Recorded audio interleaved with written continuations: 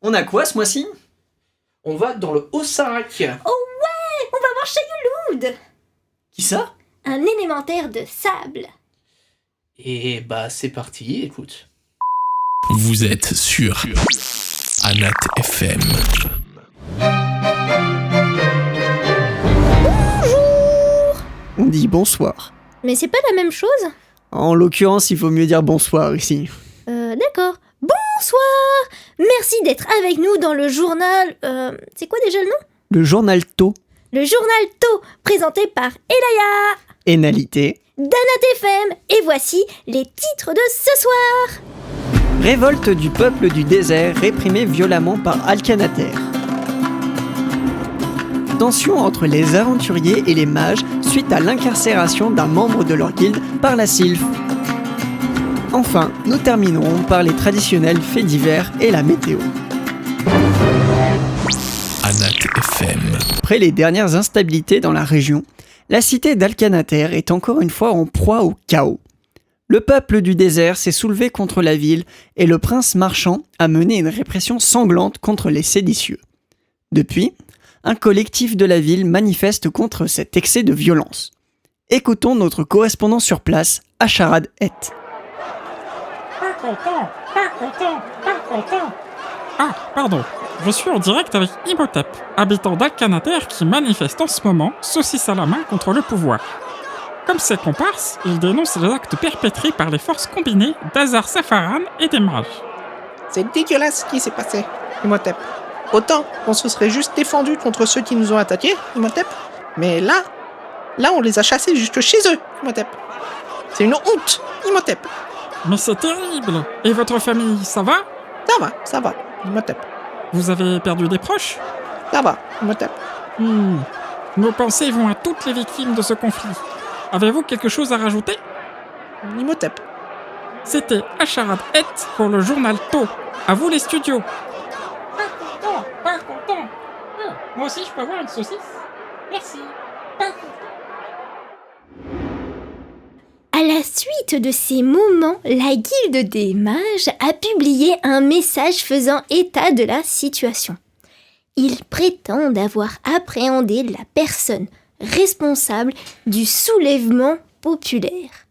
Il s'agirait d'un membre de la Guilde des Aventuriers qui aurait passé un marché avec le prince du bazar de Safran dans le but de le tromper en toute confiance et de renverser la table.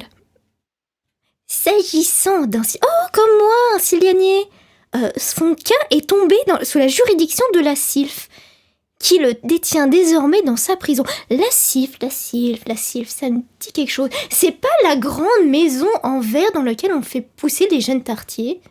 En tout cas, l'accusé sera jugé non seulement pour terrorisme et incitation à la révolte, mais également pour abus de confiance, fraude fiscale, blanchiment d'argent, travail fictif et le meurtre d'un représentant de la sylphe dans l'exercice de ses fonctions. Ça fait beaucoup là, non? Boah, ça me paraît mérité quand même. Alors, déjà vous allez vous calmer, sinon vous allez recevoir le multi-bonkinator 3000 en pleine face tous les deux. Et ensuite, on va passer à la pub quand même. C'est ça, hein? Ou au pub. Ça me donne soif quand même. Vous êtes sur Anat FM. Bonjour, je suis Sylvander de Libertine. Vous pensez que votre cargaison est trop légère? Et que ça ne vaut pas le coup de se la faire voler? Quand il y a de la brume dans toutes les mers comme aujourd'hui, on ne sait pas comment se préparer. Et voilà, votre cargaison n'a pas supporté la chute de votre navire. Bien sûr, si ça vous arrive, votre commerce remplacera votre cargaison, mais vous risquez d'y rester. Alors que si vous appelez la Libertine dès que votre cargaison a de la valeur, on vient sur votre navire et on l'allège sans le couler. On aborde et on vide tous vos coffres en 30 minutes. Le résultat est presque invisible et le navire retrouve sa flottabilité. En plus, avec votre assurance pillage, le plus souvent chez la Libertine, l'allègement, ça ne vous coûte rien. Oui, vraiment, ça ne vous coûte rien. Alors n'attendez plus, appelez-nous et pour toute souscription, une paire de magnifiques planches de réparation en bois Bosch est offerte. La Libertine, vite votre navire. Mais dis-moi, Analité, on parle du désert depuis tout à l'heure. Mais c'est quoi le Haut-Sarac? Laisse-moi mettre l'ambiance et on y va. Au milieu du désert, une ville. Mais non. Construite sur la colline d'Alcanater, les couleurs vives de la ville éponyme détonnent contre le sable environnant. C'est pas Alcanater le nom de la ville? Cité d'origine du culte d'Omshan, devenue ville de débauche et aujourd'hui grand pôle de commerce aérien, Alcanater a été tout du long de son histoire une cité sulfureuse. Oh, je sais ce que ça veut dire. Ça veut dire que ça sentait l'œuf pourri. En vous promenant à travers les quartiers concentriques de la ville, vous tomberez peut-être sur un des rares temples dédiés au culte d'Omshan. Vous faites pas mal en tombant, hein. Développé dans l'ombre, ce culte a fait parler de lui l'an passé, suite à ses sombres machinations. Pourtant, ce dieu était lié à la ville dès sa fondation. En effet, la tradition raconte qu'au cours de la Troisième Ère, des colons ont posé les premières pierres de la ville sur une colline fertile avec la bénédiction du dieu Mshan. Mais c'est fertile ici! Cependant, ce territoire connaîtra la vitrification par le feu des dragons lors de la guerre éonique. Ah, c'est moins fertile ici! Toutefois, les richesses révélées par ce malheur, principalement d'importants gisements de pierres précieuses, attirera l'opiniâtreté des humains. Hé, c'est prospère ici! Aujourd'hui, sa richesse se retrouve dans son faste. Son commerce lui offre accès à tous les produits les plus raffinés du continent. Évidemment, tout se consomme en bonne compagnie là-bas. Herbert dit que le thé c'est meilleur à plusieurs. Et si vous préférez les affres de l'adrénaline, le Colisée sera à votre goût.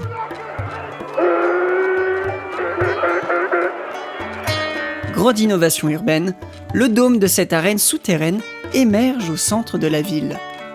À l'instar des grandes villes majeures du continent, Alcanater possède son propre réseau d'égouts, s'étendant plus profondément qu'on ne le pense. Enfin, édifice majeur, il reste son port aérien, capable d'accueillir les zeppelins et de commercer avec les continents célestes. Et c'est plus facile pour s'envoyer en l'air. Bien sûr, que serait la cité du désert sans son océan de dunes de sable alentour? Criblée de moultes oasis, elle constitue le lieu de vie privilégié du peuple du désert. Et y a quoi dans le Bas-Sarac? On ne parle pas du Bas-Sarac. Et voilà, toujours plus. Après la résolution de l'affaire des vols de parquet, un nouveau voleur en série frappe le continent, s'appropriant cette fois l'argenterie des familles nobles et des institutions religieuses. Fourchettes, couteaux, gobelets, tout y passe! On dit même que l'église de la Lumière aurait perdu la pièce maîtresse de ses réceptions, un calice richement orné. Tout du moins, manque-t-il dans l'inventaire? Rien à voir. Et Laïa, tu te souviens de la ferme jaune? Oui. Eh ben il a fermé! Voilà! Oh, mais... Enfin, plus précisément, la guilde des aventuriers l'a récupéré afin d'en faire une tisseranderie. Bref, ils font pousser du linge, quoi. Du linge? Tu veux pas plutôt dire du lin? Carpette de retour dans les studios depuis Velgras. Mais pourquoi toi t'as le nez pété? Ça Carpette! fait plaisir de te voir, mais tu m'as pété le nez! Oh, pardon, je vous ai manqué? Bah, t'arrives pour la fin de l'émission. Oh non. Bon allez, tu viens avec nous, faut qu'on emmène l'autre là à l'hospice et puis tant pis pour la fin, on fera ça une autre fois. C'était le journal Tôt, présenté par Tonalité.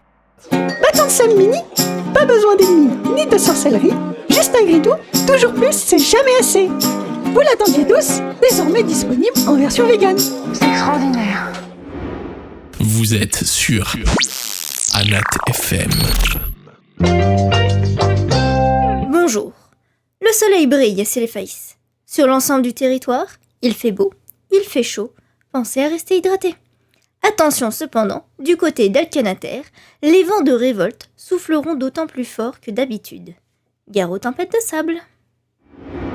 C'était la météo avec Samira Dalu. Montez le son et prenez une bouteille de rhum. Parce qu'on hisse les voiles et on prend le large avec Anat FM. Le beau herbe sage tôt matin s'est levé, est allé voir son page pour connaître sa journée. Par la grâce de l'eau, déjà tant de corvées, prenant son premier thé, commençant son boulot. 3 grandes piles de papier trônait sur son bureau. Par la grâce de l'eau, encore Irina qui est plongée dans ses besognes. V'là l'apéro qui sonne, trouve Tavel dépressif et Akida en fuite. Par la grâce de l'eau, partez à ça.